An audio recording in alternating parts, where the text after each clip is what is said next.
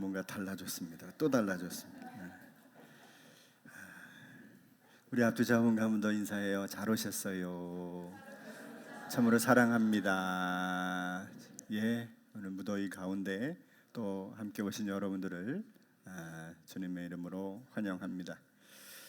오늘은 종의 멍에를 벗는 신앙이라는 제목으로 같이 한번 은혜를 나누겠습니다. 오늘 본문의 말씀은 이렇습니다. 그리스도께서 우리를 자유롭게 하려고 자유를 주셨으니 그러므로 굳건하게 서서 다시는 종의 멍에를 매지 말라. 종의 멍에를 매지 말라. 그래서 종의 멍에를 벗는 신앙이 맞겠다. 이렇게 제목을 정해 봤습니다. 지난 7월 6일이죠. 7월 6일로 알고 있는데 사고가 하나 있었어요. 여러분들 아마 뉴스 보도를 통해서 들으신 걸로 알고 있는데요. 그 사고가 인천 병방동이라는 곳에서 있었죠. 이 맨홀 공사를 하게 됐는데 맨홀 안에 무엇인가를 설치하는 그런 공사였는데요. 이 공사를 하는 이 과정에서 인부 둘이 사망을 하게 됩니다. 한 분이 들어갔는데 가스에 질식하게 되죠. 그리고 그분이 의식이 없으니까 소식이 없으니까 또 한 사람이 그분을 구출하러 들어갔다가 그분 역시 의식을 찾지 못하고 있다고 해요. 참 안타까운 사건이에요. 이게 하청 그래서 삼중하청이래요. 본청에서는 이걸 할 때 절대로 그냥 들어가지 말라고, 이 가스가 있으니까 주의를 기울여서 가스를 제거하고 들어가든지 산소통을 메고 들어가든지 하라 그랬는데 하청을 받으니까 이게 그걸 모르고 그냥 들어갔다가 52세가 돌아가시고 48살 되신 분이 이거 도우러 들어갔다가 또 의식을 잃으신 거예요. 뭐 아침부터 좀 심각한 얘기를 좀 드리는 거지만 사실은 어제 오늘의 일이 아닌 일이 이렇게 기르고 몇 년 전에도 이게 일이 있었는데 또 이런 일이 일어난 거죠. 1931년도에 그 미국의 그 보험 회사에 그 허버트 윌리엄 하인리라는 사람이 있는데요. 이 사람이 그 7만 5천 건의 그 보험 관련된 조사를 하다가 하나의 법칙을 발견합니다. 그게 1대 29대 300이라는 이 하인리 법칙이라 그래요. 이 법칙은 뭐냐면 사고는 우연이 아니라 원인에 의해서 발생하게 되는데 그 원인이 있을 때 큰 대형 사고가 한번 일어나게 되면 그 대형 사고가 일어나기 전에 많은 소소한 사건이 한 29건이 있고 그것을 감지하는 사건이 한 300회가 일어난다는 거예요. 그러니까 어떤 일이 일어날 때 갑자기 뻥 하고 일어나는 게 아니라 자그마한 감지들이 일어나다가 그것이 결국은 몇몇 사람들의 고통이 이루어지고 결국은 큰 사건으로 나타난다는 게 이 사람의 주장입니다. 그래서 뭐 예를 들면 뭐 우리가 길거리에 미끄러운 곳에서 어떤 사람이 넘어져 가지고 뭐 팔다리가 부러졌다 예를 들면, 그러면 이미 거기서 미끄러움을 경험한 사람이 29명이 있다는 거예요. 그리고 거길 지나가면서 위험하다 이걸 느낀 사람이 300명이 있다는 겁니다. 그러니까 이걸 300명이 지나가는 동안에 그걸 감지하면 빨리 해결될 수 있는 문제를 결국 한 건의 큰 사고로 안타까운 일들이 일어나고 마는 거죠. 여러분, 제가 이 이야기를 아침에 이렇게 지루하게 하냐면 사실 물리적인 사고가 그렇잖아요. 물리적인 사고로 제가 말씀을 드리는 겁니다. 한 번에 어떤 사고가 일어나는 게 아니라 계속 반복되는 일들이 일어나면서 결국 물리적인 사고가 일어나듯이 여러분, 우리의 영적인 부분이 아주 비슷해요.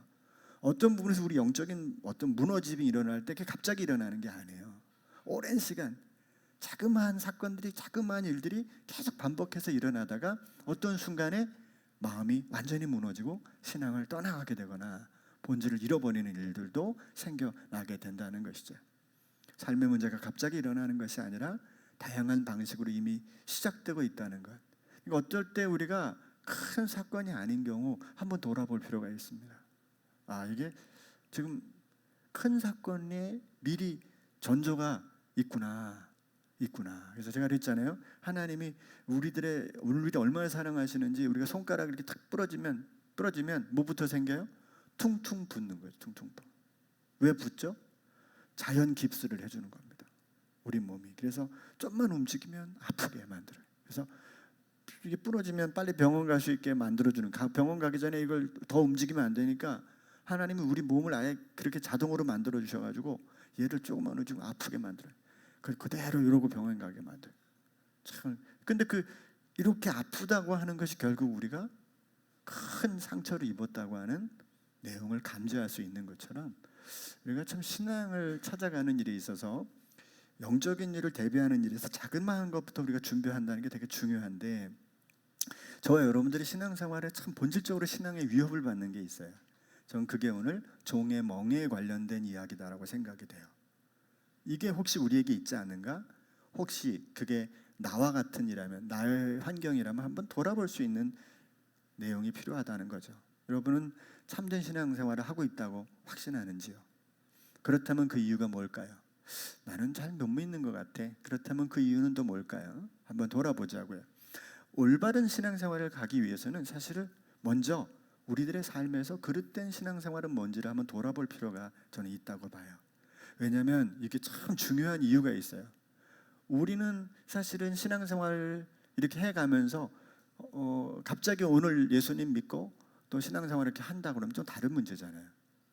여러분, 지난 우리 교회 이제 다니신 지 얼마 안 되신 분인데, 이분은 주일에 이제 어떤 일이 생겨 버렸어요. 그래서 아침부터 일을 해야만 해요. 그러니까 이제 교회 와서 예배를 드릴 수가 없잖아요.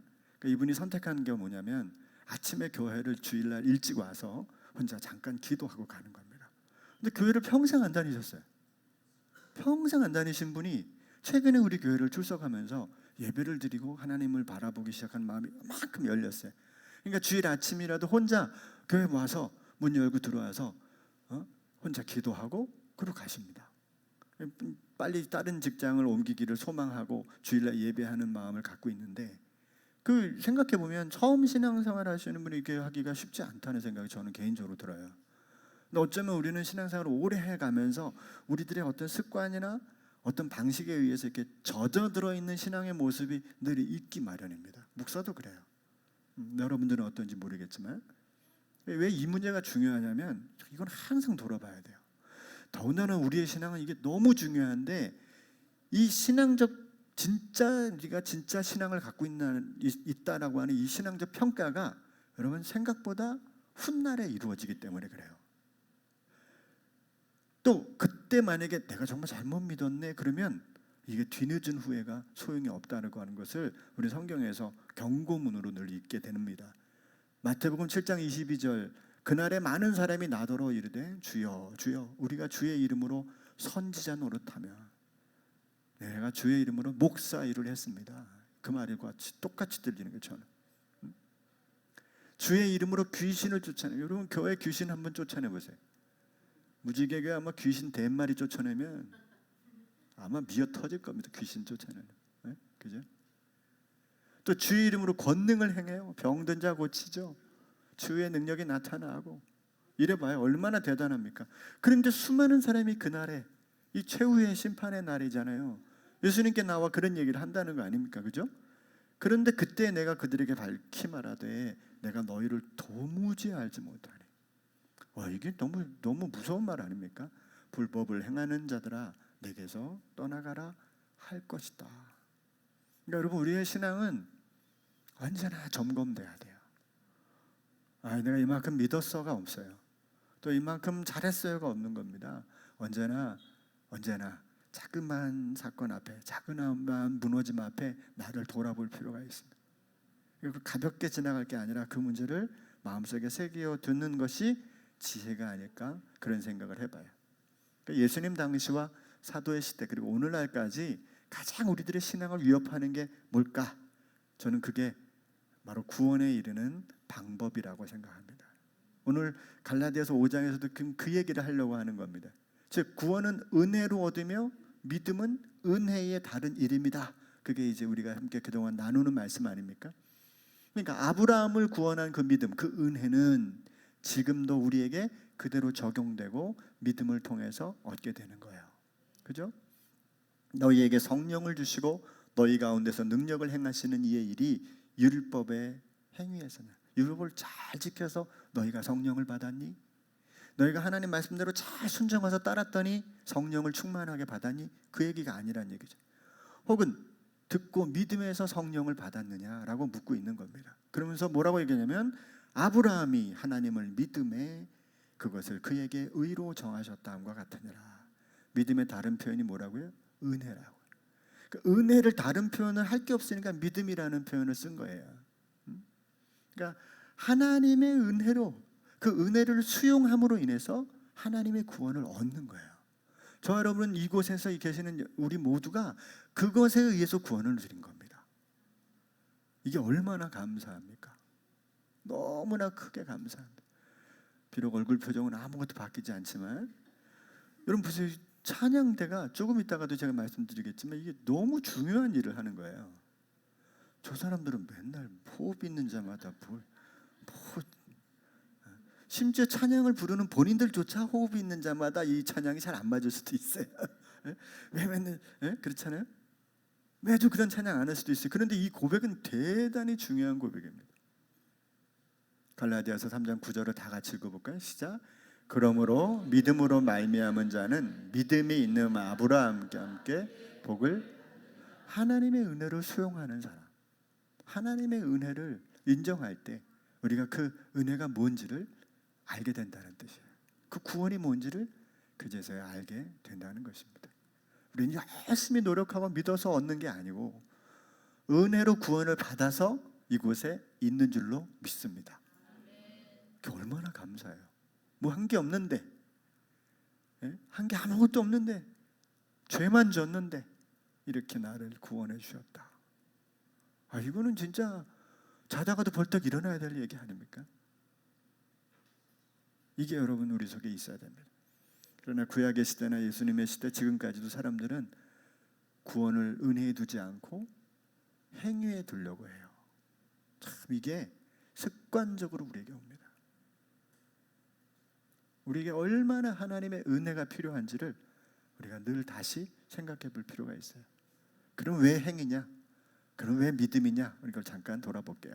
자, 우리가 알고 있는 율법, 보통 이제 구약 시대의 율법을 1차적으로 의미하겠지만 세 가지 기능이 있어요. 첫 번째 기능은 뭐냐면 1차적 기능입니다. 제일 중요한 기능 중에 하나인데 죄를 드러내고 정죄하는 일을 위해서 하나님이 구약의 율법을 주셨어요. 이게 무슨 말이냐면 여러분 구약의 완성은 뭐예요? 신약이죠. 그러니까 구약의 구원은 신약이 예수님이 오므로 완성이 되는 거예요. 그러니까 예수님이 오셨다는 건 뭐예요? 구약의 모든 백성이 구원을 받은 거예요. 그리고 신약의 모든 구원은 예수님의 오심으로 인하여 예수님의 재림으로 인하여 또 완성이 될 것입니다. 그죠? 자, 그런데 구약에 나와 있는 그 수많은 말씀을 예수님이 오시고 나서 밝히 발견한 사도들의 해석해 보니까 구약의 성도들은 이걸 잘 지켜가지고 하나님 앞에 의롭게 되는 줄 알고 있었던 거예요. 그게 아닌데. 그러니까 예수님을 받아들일 수가 없었던 거죠.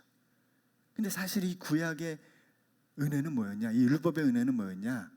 자기들의 죄를 깨닫는 거예요. 그 예수님이 오셔서 얘기해요. 야, 옛사람에게 말한 바 살인한 자가 남을 죽이는 자가 살인한 것이지만 내가 너희에게 말하노니 다른 사람을 향해서 미련하다, 이 바보야 라고 욕하는 것도 살인과 똑같다. 남에게 분노하는 것도 살인과 똑같다. 왜 예수님이 이런 말씀하실까요? 구약 그 말씀을 아무도 지킬 수가 없었어요. 그걸 완성할 수가 없어요. 죽을 때까지 지켜야 되기 때문에 이 율법을 통해서 구원을 얻은다고 믿는 사람을 뭐라 그러냐면 저주받았다고까지 얘기한다는 거예요. 그렇잖아요. 이게 얼마나 저주받은 일입니까? 죽을 때까지 율법을 완성하고 지켜야만 구원을 받는다고 생각하는 거니까. 그래서 근데 이걸 구약 사람들은 몰랐어요. 신약에 예수님이 오시고 나니까 이 구약의 율법은 그걸 다만 지키기 위한 것이 우선이 아니라 우리들의 죄를 깨닫게 하려는 거구나. 야, 나는 사람 한 명도 안 죽었어. 나는 간음을 한 번도 안 행했어. 그런데 여인을 보고 음욕을 품기만 해도 가늠이래. 그러니까 빠져나갈 사람이 아무도 없는 거야. 아무도. 결국 그 기능이 뭐냐? 우리가 죄인됨을 발견하기 위해서 하나님이 율법을 주셨다는 거예요. 또 하나, 두 번째 율법의 기능은 죄와 악행을 억제하는 겁니다. 자, 그럼에도 불구하고 이렇게 하지 마라, 이렇게 행하라는 말씀을 통해서 이건 하면 안 되는구나, 이걸 깨닫게 해주시는 거라는 거죠. 그리고 이제 세 번째 기능이 뭐냐면 하나님의 뜻을 이 율법을 통해서 알게 하는 거예요. 결국은 여러분 이게 뭐예요? 율법이 없었다면 우리가 복음의 은혜가 얼마나 큰지, 예수님을 통해서 얻는 구원이 얼마나 큰지 모르는 거예요. 그러니까 바울은 이걸 발견하고, 이야, 이게 진짜구나. 그런데 왜 너네들은 다시 자꾸 구약으로 돌아가려고 그래? 그 멍에 매지 마. 그러면서 오늘 얘기한 게 갈라디아서 5장의 말씀이란 말이에요. 그러니까 결국 율법이란 1차적으로 성경이 제시한 행위고요, 2차적으로는 행함으로 의롭게 된다고 믿는 방식이에요. 그러니까 신약 시대에 예수님이 하신 말씀이나 사도들이 하신 말씀을 내가 이 말씀을 잘 지켜야지, 오른밤을 때리면 왼밤을 돌려대야지, 이렇게 지켜야지 내가 구원을 받을 수 있어요, 이렇게 생각하면 똑같아요. 어쨌든 구약이든 신약이든 이것을 통해서 우리가 구원을 얻는다고 믿는 방식은 다 율법을 오해한 겁니다. 오해한 겁니다. 바울은 이 본문에서 어떤 멍에도, 구약의 어떤 것을 지켜서라도, 혹은 신약에 나와 있는 말씀 어떤 것을 지켜서라도 우리가 구원받는 게 아니라 오직 은혜로 구원받은 것이다. 이걸 제가 어떻게 비유했어요? 기억나시는지 모르겠지만 100m 달리기 뛰려고 딱 들어가서 이제 뛰어서 내가 1등 해야지 그러는데 심사위원이 툭툭툭툭 와가지고 너 금메달, 그리고 금메달 걸어주는 거예요. 그리고 이제 뛰어. 이미 금메달을 받고 뛰는 사람이 된 거예요. 저와 여러분들은 이 예배를 잘 지켜서 내가 구원받아야지, 이런 게 아니에요. 이미 구원을 주셨으니까 예배 드리는 겁니다. 시험 봐가지고 이번에 100점 맞아야지, 합격해야지, 그런데 와가지고 너 합격증, 그래서 합격증을 딱 주는 거예요. 그러니까 시험을 그냥 최선을 다해서 보기만 하면 되는 거예요. 이게 복음이에요. 이게 복음. 도대체 이게 기독교가 이런 거 맞나? 맞아요. 이게 복음입니다. 갈라디아서 5장 1절, 그리스도께서 우리를 자유롭게 하려고 자유를 주셨으니. 아니 여기 뭐가 전제가 없잖아요. 우리가 뭘 해서 구원시켜준 게 아니죠. 그냥 자유롭게 했어요. 저와 여러분들 그냥 오셔서 십자가에 달려 돌아가심으로 우리를 자유롭게 하셨어요. 그리고 자유를 주셨어요. 그러니까 굳건하게 서서, 이 말은 뭐예요? 그 자유를 꼭 붙들라는 얘기예요. 그 자유, 그 내가 받은 구원이 행위가 아닌 주님의 은혜로 왔다는 것을 꼭 붙들라는 거예요. 너 예수 그렇게 믿으면 안 돼, 너 따위로 예수 믿어서 네가 천국 가겠어, 이런 말에 속지 말라는 거예요. 나는 예수님이 은혜를 베풀어서 구원받은 거야, 이걸 붙들라는 거예요. 네? 네. 굳건하게 서서 다시는 종의 멍에를 매지 말라고 강조합니다. 이 말씀은 우리의 자유를 위해서 예수님께서 자유롭게 했으니 이제는 율법이나 행위, 종교적 의무와 얽매임에서 벗어나라는 것입니다. 율법이 주는 세 가지 용도에 충실하면 구원의 은혜가 더욱 크게 느껴지게 됩니다. 그래서 이 구원을 얻은 중에 방종하지 않고 자신과 세상의 불의함에 대해 항할 수 있는 힘도 여기서부터 올 수 있다라고 성경은 우리에게 가르쳐주고 있습니다. 무엇보다 이 율법을 통해서만 우리가 복음의 진수를 발견하게 돼요. 그래서 성경 전체의 면면이 흐르는 이 은혜의 놀라움을 다시 한번 여러분 붙드심으로 이 행위의 멍에 자유로움을 좀 누릴 수 있게 되기를 간절히 소망합니다.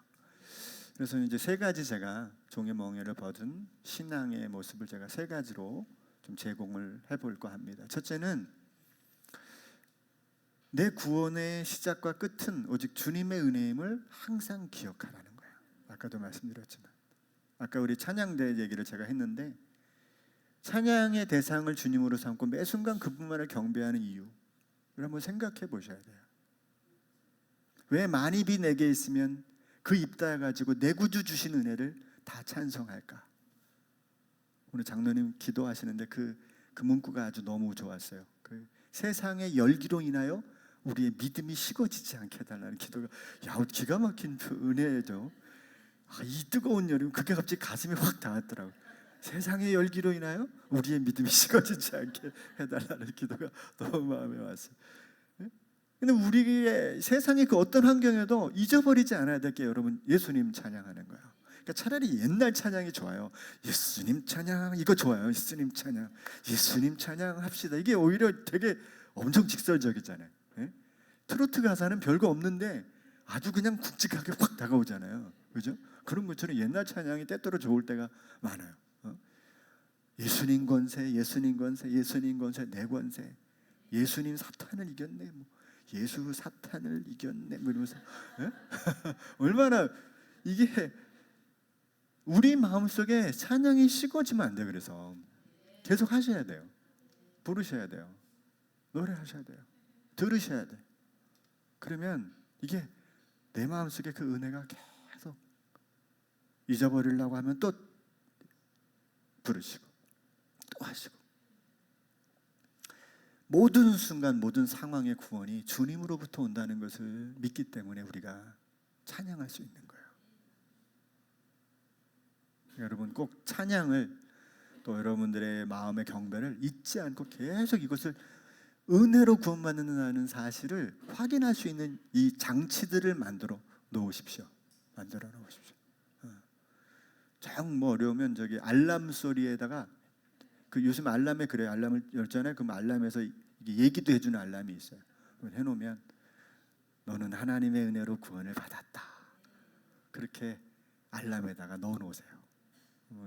매 순간 우리에게 이것을 알려주는 겁니다.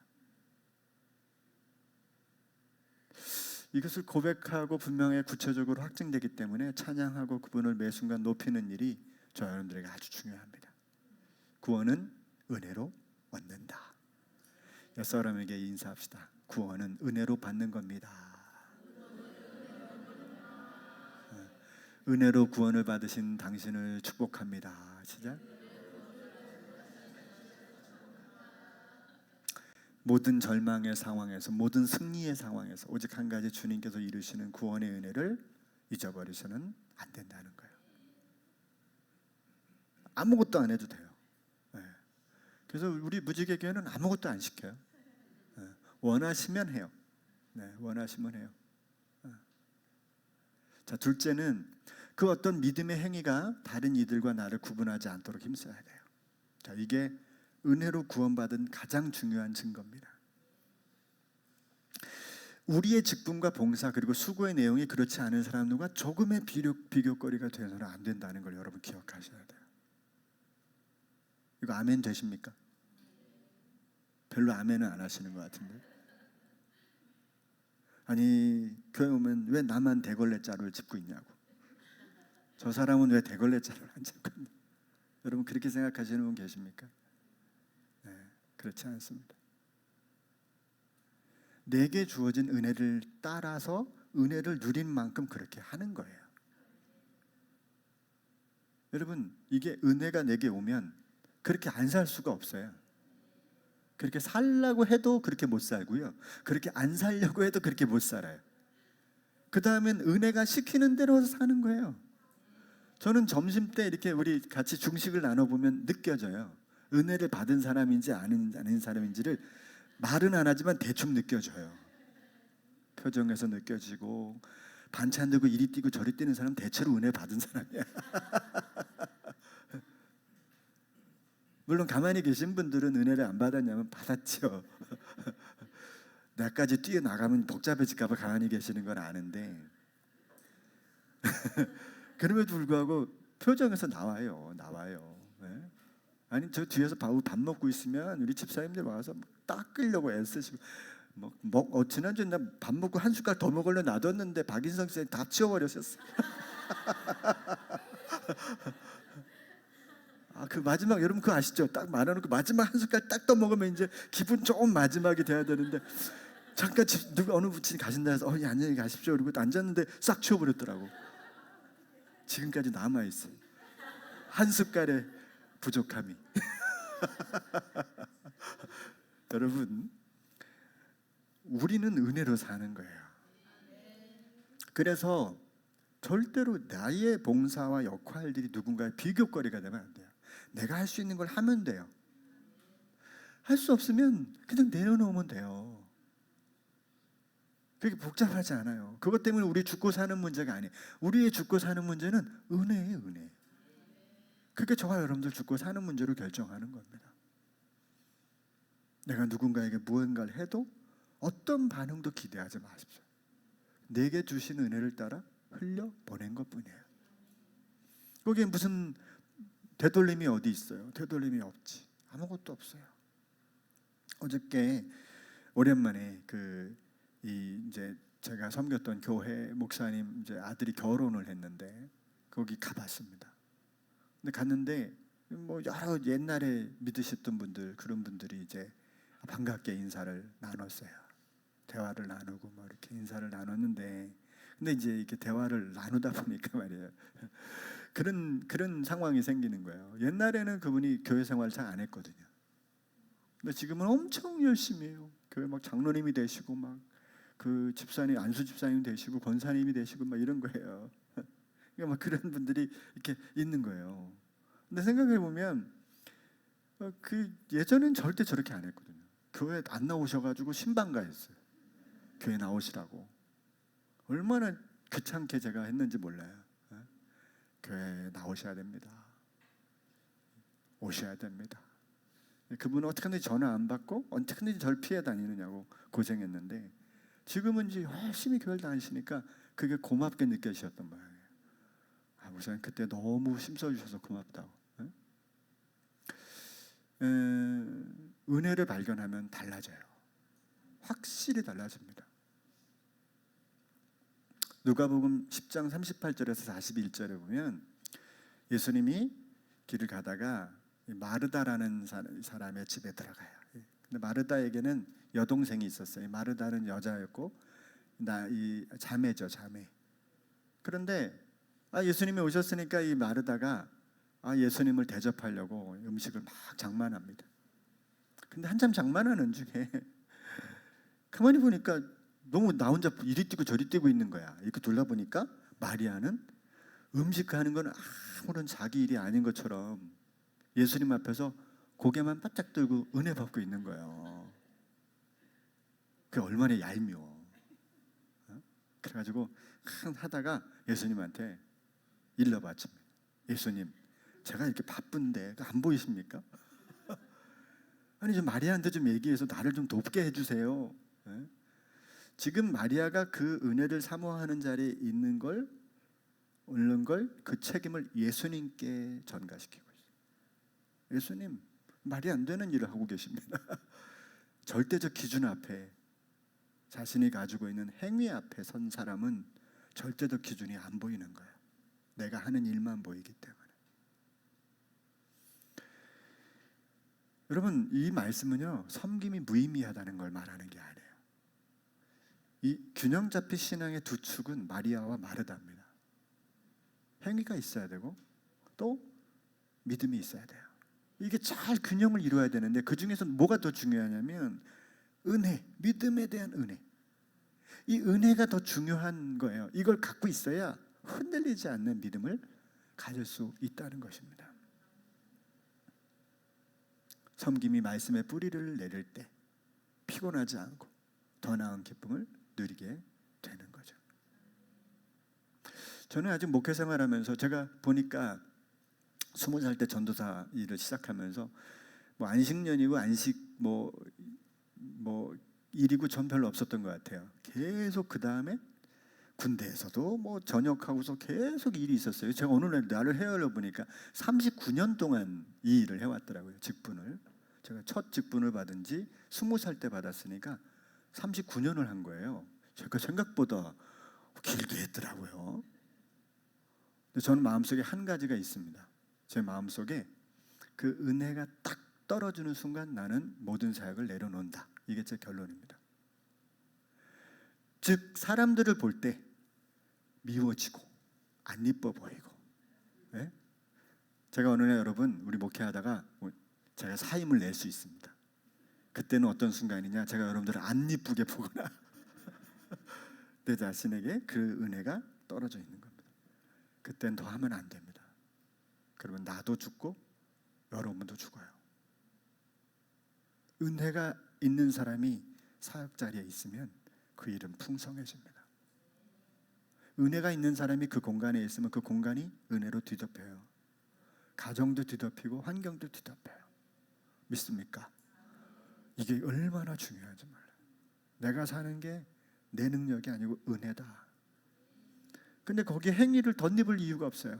거기에는 다른 사람과 비교할 이유가 없습니다. 근데 나는 나대로의 길을, 나대로의 은혜를 공동체 안에서 그냥 걸어가고 내 삶을 걸어가는 것뿐이에요. 자, 세 번째는요, 하나님의 구원은 사랑의 멍에를 매기 위해 주신 은혜라는 것을 기억하는 거예요. 자, 주님께서 우리에게 자유를 주신 이유는 우리에게 어떠한 삶을 기대했기 때문이라고 저는 믿어요. 단순히 우리를 구원받게 하는 것이 아니라 우리를 뭘로? 작은 벽돌을 하나 만들어주는 거죠. 그러니까 우리를 완성된 건물로 만드는 게 아니라 완성된 건물을 이루는 벽돌을 만들었다. 그 완성된 벽돌을 만들었다고 저는 봐요. 이게 무슨 말이냐면 벽돌을 제가 몇 번 얘기 드렸죠. 이 벽돌을 가져다가 집에다가 딱 보관해 놓고 너무 훌륭한 벽돌이야 이런 사람 없잖아요. 그죠? 이 벽돌은 어디 있을 때 더 효과적이에요? 벽돌이 건물을 지어갈 때. 그러니까 여러분, 우리는 은혜를 받은 사람으로서의 교회를 역할을 이루는 사람들은 각자 하나의 아름다운 벽돌이죠. 벽돌만 가지고도 이미 충분히 아름다워. 그러나 그 벽돌을 우리에게 만들어 주신 이유는, 벽돌이 되게 하신 것은 그 벽돌을 통하여 산돌, 보배로운 산돌이신 하나님의 집을 만들어가는 것이고 하나님의 나라의 기둥 같은 역할들을 하시길 바라는 거죠. 물론 그건 우리의 노력과 공로로 되는 문제가 아니에요. 그러나 다만 우리는 우리에게 주어진 역할들이 있다는 거죠. 갈라디아서 5장 1절에 멍에를 매지 말라고 얘기했던 바울이 또 다른 멍에를 제시해요. 13절 시작. 형제들아, 너희가 자유를 위하여 부르심을 입었으나 그러나 그 자유로 육체의 기회를 삼지 말고 오직 사랑으로 서로 종노릇하라. 이걸 1절의 표현을 들어서 해보면 오직 사랑으로 멍에를 매라 이런 말과 다르지 않잖아요. 사랑의 멍에를 매라는 거죠. 그러니까 이건 좀 다른 의미인 거죠. 이것은 하나님이 우리 피조물인 인간을 향한 놀라운 기대감을 갖고 있다는 거야. 여러분, 우리는 우리 자신을 스스로 막 땅에 내려놓을 만큼 천박하게 볼 필요가 없습니다. 하나님은 우리를 당신의 형상으로 만드신, 그래서 이 세상에 하나님의 대리자로 세상을 경영하고 운영할 권한을 저희들에게 주셨어요. 인간이 얼마나 놀라운지 몰라요. 우리들의 기술, 능력, 힘, 이 모든 것만 가지고도 대단한 역할을 할 수 있는 건 하나님께서 우리에게 그만한 권한을 부여하신 거예요. 그런데 그 중에서 우리 각자의 분수에 맞게, 우리 각자의 신앙에 맞게, 지난주에 표현대로 분수에 맞는 생각과 판단을 우리가 할 수 있도록 다 주셨으니까 그것을 우리 삶에서 내게 주어진 대로 실천해 나가면 되는 거예요. 내가 할 수 있는 일을 하면 됩니다. 그걸 못했다고 막 자기를 한탄하지 마시고 또 남을 탓하지 마시고 그저 내가 할 수 있는 일에 최선을 다해서 하는 것뿐이에요. 저는 거기서부터 일이 시작된다고 봐요. 이 부분은 아주 중요하며 그 일을 위해서 반드시 해야 될 일이 18절. 자, 5장을 계속 지금 진행하고 있는 겁니다. 자, 18절 시작. 너희가 만일 성령의 인도하시는 바가 되면 율법 아래에 있지. 네, 율법 아래 있지 맞나? 멍에 아래, 종의 멍에 아래 있지 않는다는 거죠. 뭐에 인도하시는 바가 되면? 성령의 이끌림을 받으면 당장 은혜 받았다고 무엇인가를 하려고 하지 마시고, 그래서 또 내가 지금 오랫동안 믿었다고 뭔가 하려고 하지 마시고 우리가 할 일은 그 은혜를 마음에 새기고 성령을 구하고 성령의 인도를 따라가는 일을 하는 거예요. 내가 뭔가 계획하고 하기 전에 내가 이렇게 은혜 받았으니까 뭔가 교회에다 해야 돼, 내가 뭔가 다른 사람에게 해, 이러지 마시고 성령을 구하십시오. 성령 하나님, 내가 은혜를 이제 이렇게 받게 해주셨는데 감사합니다. 내가 당신만을 사모하며 살게 하시고 당신의 그 모든 것만을 내 삶으로 드러낼 수 있는 일에 쓰임받게 하시옵소서. 그리고 여러분, 하나님을 구하면 하나님이 우리에게 그때그때마다 지혜를 주실 때가 생기고 그 지혜가 결국 우리를 통해서 이루시고 있는 사랑의 멍에를 매게 해주시는 힘도 주신다는 것이죠. 내 인간의 편으로는 아무도 그럴 수 없습니다. 요한은 그의 별명이 우레의 아들이에요. 우레의 아들, 번개의 아들. 생각해 보세요. 얼마나 성격이 급하고 이 불같으면 별명이 우레의 아들이에요. 그런데 요한은 요한일서, 2서, 3서 성경을 보면 그가 얼마나 사랑을 강조하는지, 그가 얼마나 사랑에 목마른 사도가 됐는지 몰라요. 이게 하나님의 성령이 이끌림을 받는 삶의 모습이 아닌가요? 나를 규정하지 마십시다. 나는 이런 사람이니 내 지혜로 뭔가를 만들어가지 마시고 내게 주신 은혜를 늘 마음에 새기시고 다른 사람과 비교하지 마시고 내게 주신 은혜를 따라 은혜만큼 종노릇하며 산다면 내가 가는 곳마다 주의 나라가 아름답게 드러나리라 믿습니다. 기도하겠습니다. 하나님 고맙습니다. 우리는 매 순간 내가 무엇을 했는지를 생각하고 내가 얼만큼 했는지를 돌아보게 됩니다. 그리고 그것을 다른 사람과 비교하여 어디에 위치하고 있는지를 찾으려고 합니다. 그러나 하나님, 우리는 오직 하나님 안에서 나 자신이 발견될 수 있기를 간절히 소망합니다. 하나님의 은혜 안에서만 나 자신이 찾아지고 나 자신이 그 은혜로만 살 수 있는 존재임을 늘 발견함으로 나의 입술로 나의 삶으로 오직 하나님을 찬양하고 오직 구원의 은혜를 노래하며 내게 베푸신 은혜를 따라 믿음의 섬김을 성령의 은혜로 감당하는 자들이 되기를 소망합니다. 우리에게 이러한 은혜의 길을 걸어갈 수 있도록 은총을 베풀어 주시옵소서. 그 마음의 자리를 사모하는 저희들이 되어서 하나님을 기쁘시게 하는 아름다운 보배로운 산들과 같은 귀한 역할을 감당하는 우리 모두가 되게 해 주시옵소서. 예수님의 이름으로 기도합니다. 아멘.